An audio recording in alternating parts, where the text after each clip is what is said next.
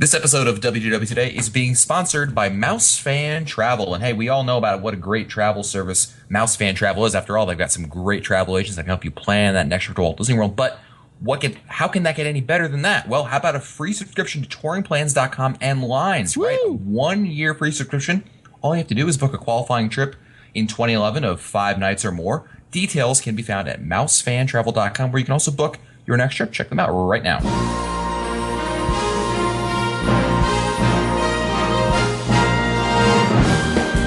Bringing the world to your world, this is Walt Disney World Today. Here are Mike Scopa, Len Testa, Mike Newell, and your host, Matt Hochberg. It's Wednesday, January 12th, 2010, and this is episode 824 of WDW Today. I'm Matt Hochberg of StudioCentral.com. Joining me on today's show is Mike Newell of Mouse World Radio. How are you doing, Mike? Matthew, good evening. How was that snowstorm, by the way, last weekend? What snowstorm? My parents left early because they were all freaked out about a snowstorm up north. It was a bust. So no plows hit your car? No, not this time. The last time, yes. So I'm still fighting with the city of New York for that. That 1 out of 2 ain't bad. Listen, you know. Also joining us on today's show is Henry Work, a developer for touringplans.com and the host of the Beta Mouse podcast. Welcome to the show, Henry.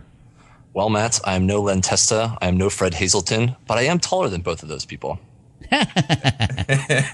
It's a fact. Can't argue with that, for Henry. It's science. It's science. and Matt, if I could just take a minute. Yes, go ahead. You can join me if you want. I know it's coming. Ready? Henry! He did it again! Go over there and give that neighbor of ours what for.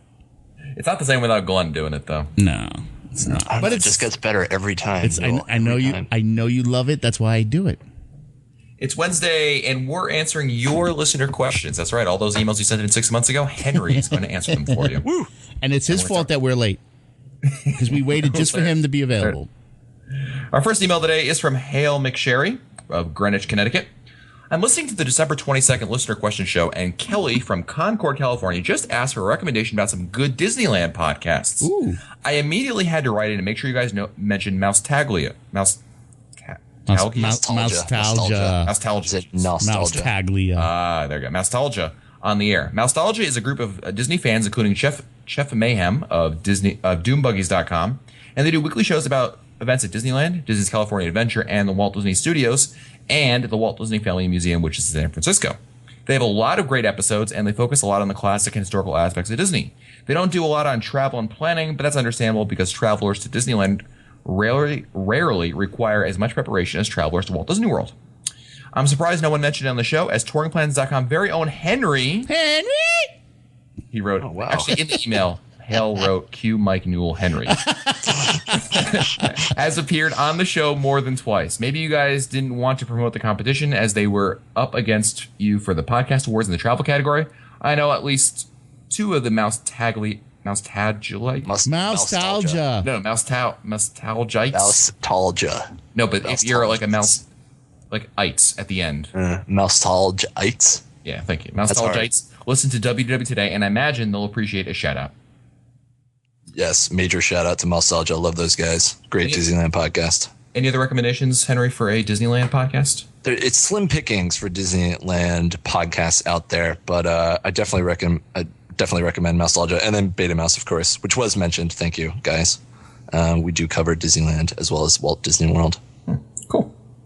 Next email is from Anne, who writes, "Hey guys, I was just listening to your most recent show, and someone asked if Alex Trebek in Ellen's Energy Adventure says crystal meth right after Ellen says stupid Judy in Ellen's Energy Adventure. Thank goodness for YouTube. I went and listened to the dialogue, and it appears that Judy chooses the U.S. Constitution category, and Alex goes on to ask which amendment not say crystal meth. Right. Weird how the brain tricks you, huh? Merry Christmas and Happy Festivus to everyone." For the rest of us. Yeah, he does say. We figured that out. He does say amendment, and it was a question about the Constitution. It's not really shown on the screen, but it's in the background. It's something that you think you hear, and then you just run with it. There you go.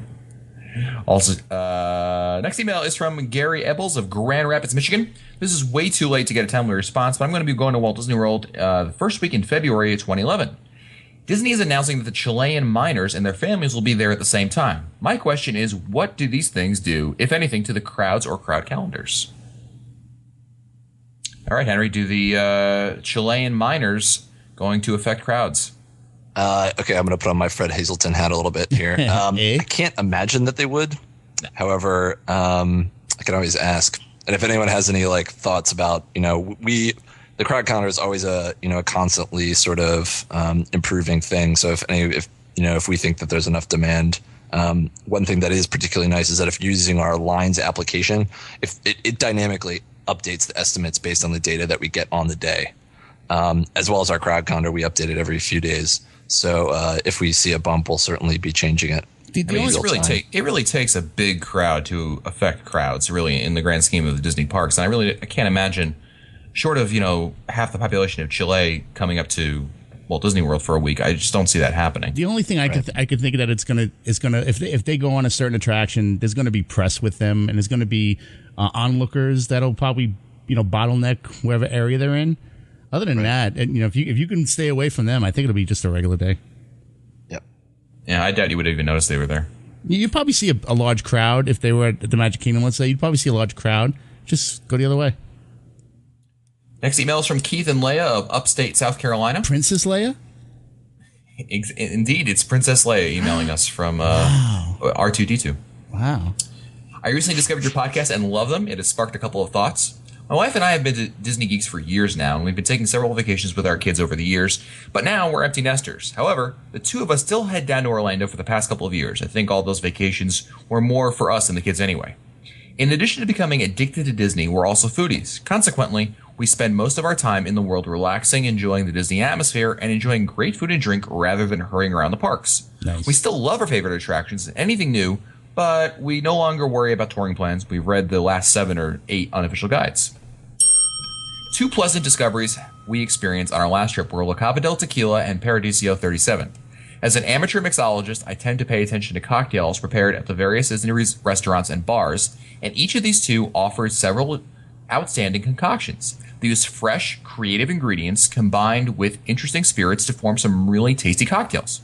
By the way, these 2 places also have some great tapas to go along with the drinks. Anyway, I started thinking that an interesting topic for one of your shows would be to discuss the best adult beverages around the world. I know alcohol is a little bit outside of the family image that Disney likes to portray, but I'm sure there's others out there that also like to have an occasional libation while on vacation. In addition to the margaritas at La Cava and Paradiso, there are also adult beverages bars I find distinguish themselves in other ways. The Sidecar at the Brown Derby, one of the classic cocktails made to perfection here. The African wines at Jico. The Cabana at the Swalfin. The mixologist here creates his own unique and interesting concoctions based on the generic cocktail list that you get on most of the properties. Bellevue Room at the Boardwalk. Yes. Sorry. Irish Beer at Raglan Road. The Sake Sampler at Tap and Edo. It's a pretty good list that they've compiled over there. You know what would be perfect for a show like that? Who's that? Andy Jackson. Yes, he does enjoy his beverages. We need to get him on for an episode and maybe discuss that. Indeed, I agree. One thing I'd add is Big River Grill. They brew their own beer there. Yes, and typically they have their own seasonal, which is sometimes really good. And Henry, you forgot to mention the free Wi-Fi outside. Oh yes, there you go. Very beta mouse of you. Thank you. Yeah, Big River's great. They've got their own. I like the beer sampler they have over there. It gives you kind of a tasting of everything, and then you figure out which one you like best, and then maybe you order a full size version.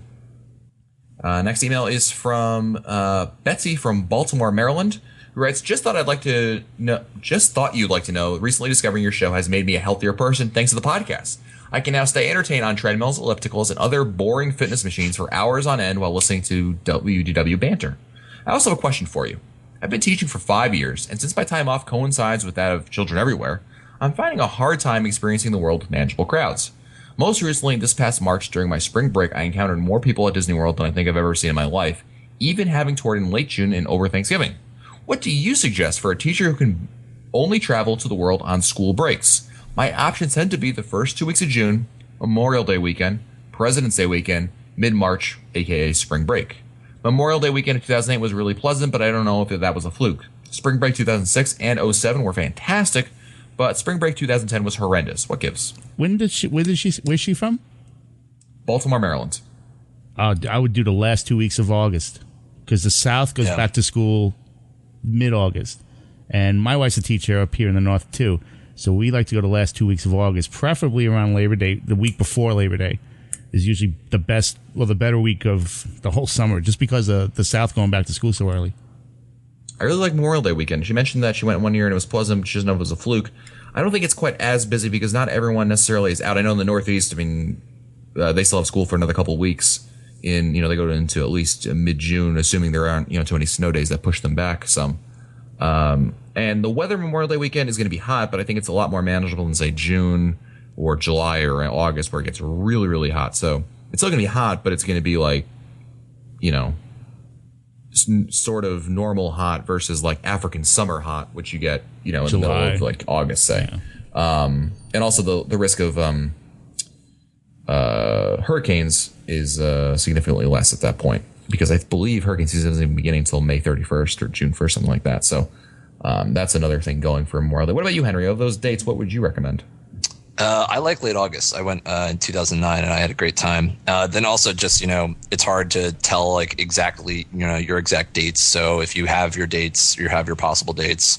I'm sorry for being ridiculously shameless here. Just check out our crowd calendar on touringplans.com. You can help not only decide, which should I choose these dates or these dates, but also which are the best parks to go to. Then use our touring plans to help you see as much as possible. And then use lines. If you're just sort of walking around, like a lot of people, who don't want to follow a touring plan, if you have a smartphone, it's really sort of a useful tool to just be like, hey, should I walk to Fantasyland? And you can check out the attractions there before you walk over. I agree about the crowds in August. I just can't stand the heat in August. It's really, really humid, really, really hot. So that's my only hesitation there. But otherwise, Next email is from Amy Schneider of Milan, Indiana. Just so you know, Matt, we're not fancy here in Southeast Indiana. We pronounce our town Milan. Milan. This land is is pronounced my Milan, land. like the Italians do in their city. Sorry, This land Milan. is your land. Hello to all. I have a question about the Fantasyland expansion and what effect it will have on the Barnstormer. We'll be going to the world. I know at this point you hope you do not pause and say soon, but I will anyway. Soon. Does anyone know if the Barnstormer will be operating when Fantasyland is being worked on? My youngest son will be 8 and likes some of the thrill rides, but it sometimes is a challenge to convince him to wait in line and actually ride. If he does follow through, he usually loves the ride. I asked this because this would be a great introductory ride that wouldn't take too much effort to get him on it. Thanks for your time. Love your podcast. It's always great to know that there are lots of other people out there that know I'm not crazy for my obsession about Walt Disney World. I doubt it'll be open once they close Toontown, just for the fact that they're going to be working around it. So I doubt that they're going to just leave an area open just to get to that attraction. Yeah, that's Henry. That closes what, February? Yeah, early February. Yeah. Can't remember the exact Toontown date. I think Len said the 11th. There you go. Yeah, Barnstormer will definitely be closed between then. The question is if it comes back and in what form. Right. I think it was scheduled to come back. At least those are the original plans. Cool. Next email is from Joe Carvalho of Danvers, Massachusetts. Do any of you have any recommendations for viewing locations within the parks for the space shuttle launches? I'm going to the world soon for hopefully a space shuttle launch, and I was thinking of heading to Kennedy Space Center to view the launch as close up as possible, but I think it's going to be a little crowded. So any recommendations would be great. Thanks for the great podcast. Epcot World Showcase. If you stand towards, I want to say, looking towards Mexico, towards China, look on the opposite side of the lagoon, looking towards that way. Right. What you want to avoid is huge buildings in your way. Actually, the one place I saw it a couple different places, but one place I saw it was by accident, but I thought was really good, was at Animal Kingdom Lodge Jumbo House, where they do the night vision goggle viewings. Yeah. And this will work in the daytime too. But the reason why I like that location is where, if you look at a map of Walt Disney World, Animal Kingdom Lodge is all the way in the northwest of property. So beyond it, there's really nothing. It's just trees. So you've got a great vista in terms of the horizon being pretty clear. Because again, even back there, there's not a whole lot of buildings or towns or anything else behind there. So it should give you a pretty good view of the horizon and be able to check that out. I saw it in Saratoga Springs one time. Not bad. I mean, even if you're in a in the middle of the Magic Kingdom, lots of buildings around you. The bottom line is you're going to see the shuttle after it clears the the skyline of the buildings over there. So it's not terrible. You'll be able to see it, just obviously not as good. I don't know. I see one at the boardwalk. What time do the shuttles usually launch? Depends. Really on depends. It depends on Really depends. the window. Theoretically, if you can get up into the top of the Contemporary during like sort of out on those balconies where you can watch Wishes, California Grill style, maybe. Yeah. Because they have two balconies. They have sort of one that's closer to Wishes, but they have another one that no one ever goes to because it's sort of further away from the Magic Kingdom, at least for firework viewing. So maybe if you can sneak up there. Also, getting stuck on the top of Everest, that'd be pretty awesome. And right before you go down on Summit Plummet, come on, that'd be the perfect way to watch a launch. So I went up to Summit Plummet for the first time this year. It is super high up there. Yeah, it has one of the best vistas anywhere in the park, or anywhere on the resort. I went up there one time and I was like, I think I'm gonna go for that other slide right next to it, the double hump one, because that one looks a lot more fun. I was about to. I almost chickened out, but thankfully I went on it. Oh man, I don't know how you do it. Well, because you get up there and then there's like a whole nother 2 stories you have to climb in these rickety stairs. Yeah, they really don't do a good job of making it not seem scary. That's the point. Otherwise, they could sell those shirts, right?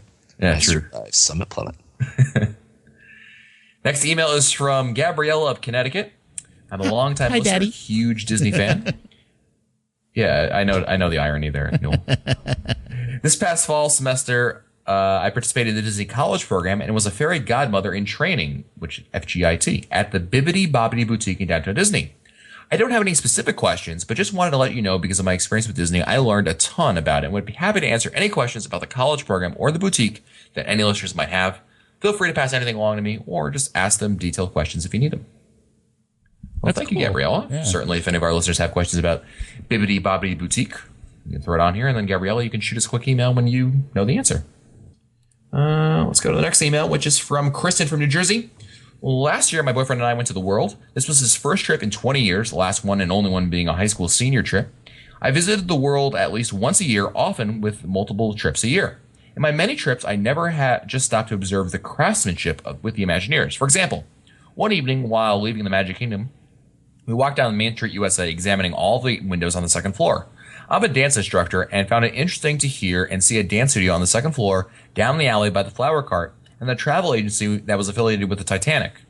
We are traveling back down to the world in August, staying at Scopa Towers for 6 nights. We plan to also visit Universal to see the Harry Potter world.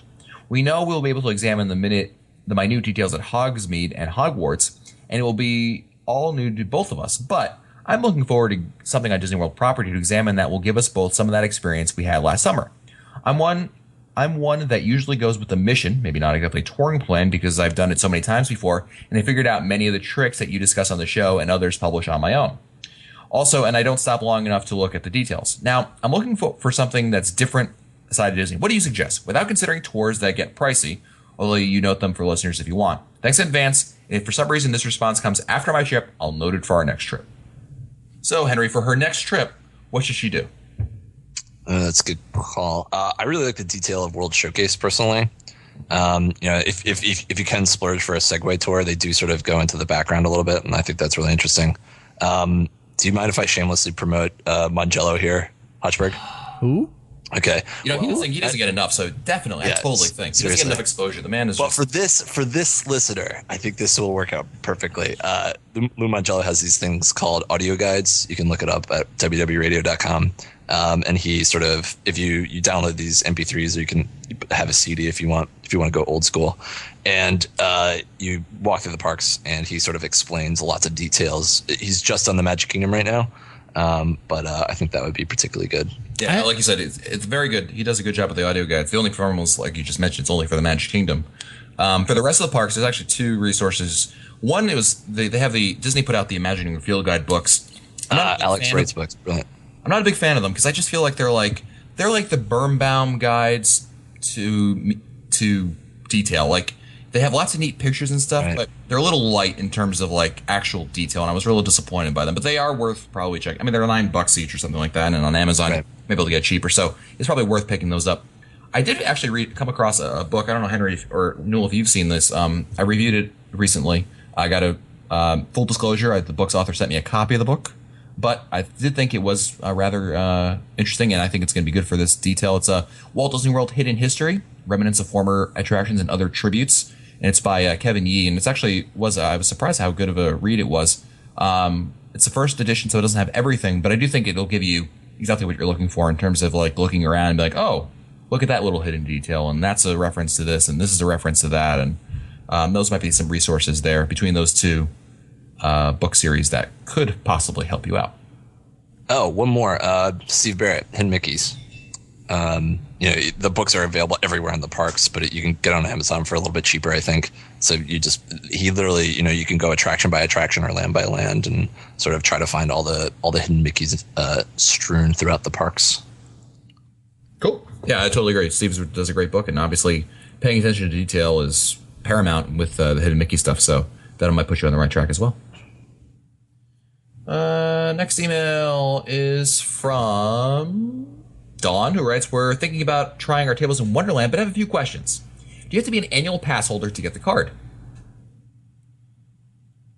Yes, you do. You have to be an annual pass holder or a Florida resident.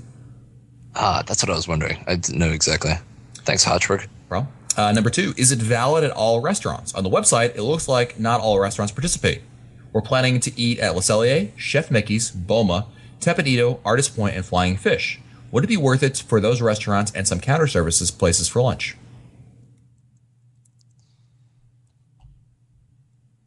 It doesn't participate. Not all restaurants participate. Many do. Basically, the ones that don't are typically the non-Disney owned restaurants. Right. A good example is like I don't know if they do actually, but I don't think Rainforest Cafe does. Could be wrong.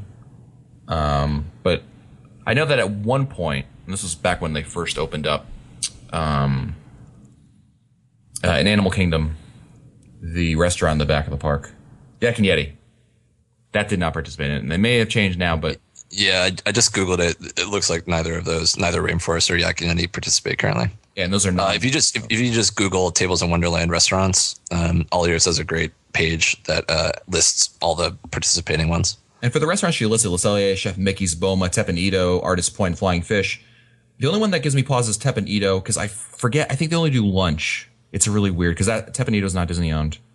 The rest all will be fine. I want to say like it's only lunch for Tepid Edo on Disney on the. Yeah, it's not listed. It's not listed in All Ears, so you might be right. Yeah. Okay, but even so, I would still get it. I think for those, it'll give you. What I like about it is obviously you get the discount on those meals. It also gives you flexibility, because what if it happens if you get there and you say, we don't really want to eat here. We want to eat somewhere else. Right. Or you're not married to a schedule like you are with the dining plan. With Tables in Wonderland, you get a lot more flexibility, and of course you can use it for a whole year. So you come back again, boom. Those discounts are available, and you also get free valet parking if you dine at a restaurant at that resort. Right. Also, just make sure to remember that it automatically includes an 18% gratuity. So don't add on 18% on top of that, unless you're really super nice. And of course, this email wouldn't be complete without this question. Do you think Tables in Wonderland is a better deal than the meal plan? Talk about a loaded question. We've answered. Go ahead, Henry. Sorry. Well, I love Tables in Wonderland. I would live by it, especially because we typically don't. When I travel, I typically don't use the dining plan. I'm sort of, Hodgeberg, you and I have talked about this. I'm sort of not as thrilled about the dining plan just because I feel like it burdens me to try to have to force myself to eat more. Right. So I'd much rather just sort of, I know there's a little bit convenience factor, and obviously there can be some savings, but definitely do the homework first. You have to have your ADRs, and you should double check to see if you're actually going to save money. Just because it says free dining doesn't necessarily mean you could get the best deal elsewhere. I don't know. I love Tables in Wonderland, especially if you have a friend who you're eating with and they're not, or you're meeting someone in the parks and they don't have it. Then you feel like the coolest person ever because you have 20% off. I'll also say that it also depends on your touring habits. Meaning, like if you're coming down, if you're doing like a 1 year trip, like once a year, and your Tables in Wonderland card would not last you until your next trip, like it would expire. Then, assuming you're not coming for like 2 weeks, like you're like a Brit who comes down here for 2 weeks or something like that, if you're coming, then it might be a little more dicey in terms of getting the value. Right. But that being said, I do think that if you are coming down more than once, or at least enough to make it worth your while, that might be worth getting the Tables of Wonderland card. Oh, also note that with Tables of Wonderland, if you want to enjoy a cocktail at your resort bar, a lot of the bars also accept Tables in Wonderland, and people I don't think always realize that. Like Rose and Crown Pub in United Kingdom does, and most of the resort bars do it themselves. So when it used to be called the Tables in Wonderland card used to be called Disney Dining Experience, and of course the initials of that is DDE, and the joke was between many people was that DDE really stood for Disney Drinking Experience, because you could also get the discount at the bars as well as the restaurants. Right. Very good. Now we have to come up with something more clever for TIW. TIW. I'm not that original. That's a new idea right there. No, definitely not. All right. Well, time for our last question of the day, and that means Mr. Newell will be. I'll give him 3 options to choose from. 1 email gets read today. The other 2 questions go back into the email queue to be answered later. Are you ready, Mike? Matt, I'm going to excuse myself tonight and then let our guest take the question. Oh, so much pressure. Wow. Can I quickly invite Fred Hazelton on? I was just about to say we didn't give Fred this honor for like a month or so. That is true. That is true. You're like the young rookie we're calling up and like, here you go, kid. Big leagues time. All right. All right, here you go, Henry. 3 emails to choose from. 1 gets read today. Here we And please send all hate mail for the ones that he doesn't pick to Henry and not to me. Thank you. Your options are: is there a better option than Disney? What? Clipping the wires. What? Figment must go. Oh, blasphemy on all counts. So glad that I first one's really loaded. The last one's really loaded. I have no idea what the second one is, so we're going to go with number 2. Man, you're just like Newell. You never go for the question that I think you're going to go for. Anyway, our last question of the day is from Ray Kastner of Delafield, Wisconsin, who's Ray Man, WDW Today, and Tigger Ray on Studio Central. You can call me Ray, nice. or you can call me Jay. Sorry, it's... We're Disney Vacation Club members, and when we go to Walt Disney World and Disneyland, we typically bring 1 or 2 laptops to check in on Twitter, upload pictures. Oh, who am I kidding? It's so we can download episodes of WDW Today. There you go. Thank you, Ray.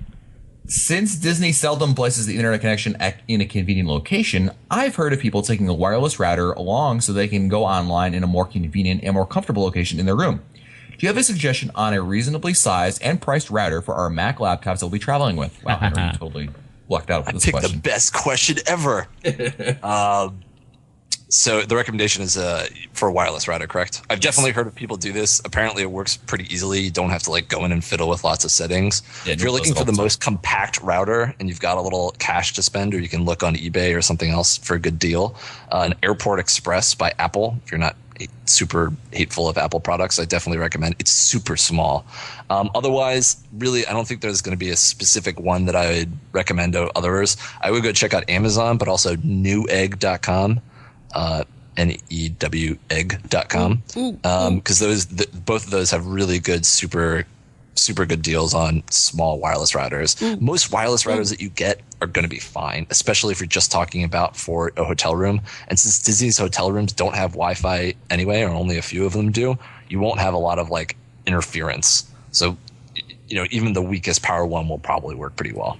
Yeah, I want to add the other thing about routers is that routers are so ubiquitous at this point that they don't really command the price that they used to. So keep your eye out. If you have time, keep your eye out for a good deal. I like to go to websites like slickdeals.net or fatwallet.com. Yep. And you can often find huge deals on them, where they come down to being almost free, really, because routers are just, they're like a gimme option. They want you to buy something else, so they just, usually mark those down. So if you've got time, look for just a deal online. These routers are a dime a dozen at this point. I got my Netgear for under $10 that I bring with me.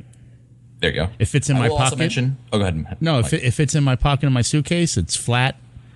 It's pretty powerful too. I've had it where I've had friends in rooms down the hall, and you've done it too, Matt. Where everybody was able to grab my signal and just use my internet for a couple of days. I will also say that though, since Mike and I have both done this many times, I will say though when you're first setting up, you get to your room and you want to set up, you have to obviously log in and turn the internet on. You have to pay for it. First plug the network connection from the wall into your computer or a computer to begin with. Right. Get that all set up and then plug it into your router. Right. Yeah, if you do it first with the router plugged in, Right. oh my god. Yeah, this just creates a huge problem that's unnecessary. And their tech support is really not that supportive. No. Cool. Well, that's it for us today. Don't forget this episode of WDW Today has been sponsored by Mouse Fan Travel. And hey, when you're planning your trip for 2011, you're trying to figure out, where am I going to go? Where am I going to stay? What dates do I really want? Is this time better than this time? Why not have the travel agents at MEI and Mouse Fan Travel help you plan that trip? They're going to have all the information to help you plan that trip. And again, it doesn't matter how seasoned or newbie you are in terms of planning trips. I mean, if you're brand new to the thing, great. They can help you. They'll hold your hand. They'll make sure that everything you're doing is correct. But hey, if you're a veteran like us and you just want to, you need someone just to take care of this stuff that you've done like 1,000 times, who wants to deal with that, right? Well, they can do that too for you. Check them out online at www.mousefantravel.com. If you want to find our older episodes, read our show notes, or send us your comments, you can visit us online at wdwtoday.com. For Len Testa, Mike Scopa, Mike Newell, and Henry Work, I'm Matt Hotchberg. We'll see you on the next show. Stupid Judy, stupid energy. This has been a production of Mouse World Radio.